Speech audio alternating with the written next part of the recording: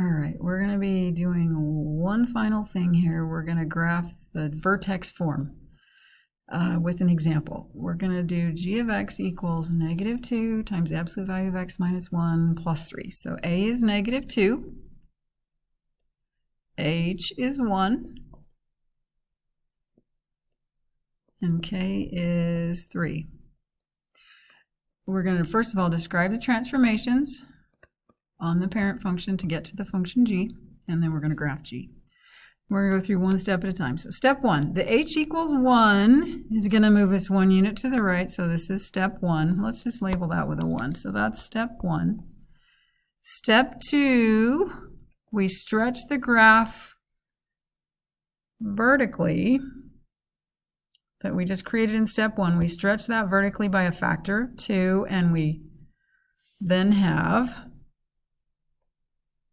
the blue graph. Okay. Step 3, we're going to reflect, because notice there's a negative. A is -2, so we reflect. So that is now the green one. Notice how they're color coded in here. We don't have color copies, so it didn't get color coded on yours. Step 4, the final step, we're going to take number 3 and we're going to move him 3 units up. And that's the final graph. Now, when you are doing these problems in the homework or on a test of some type, the good thing to do is make a table of values. So we've got this function, -2 times the absolute value of x minus 1 plus 3. We make a table of values and we check to make sure that what we're doing actually matches. The table of values actually matches what we think is going to happen. So I'm going to start with -1. So we put in -1, we have -2, absolute value of -1 take away 1, plus 3. -1 take away 1 is -2.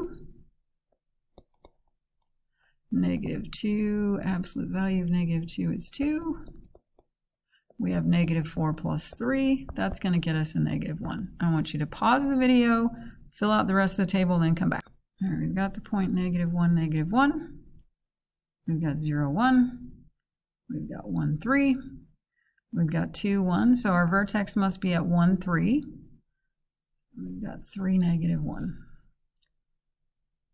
And if we draw the V, looks like this. Notice we have slopes of -2 on this side, +2 on that side. Okay, the vertex,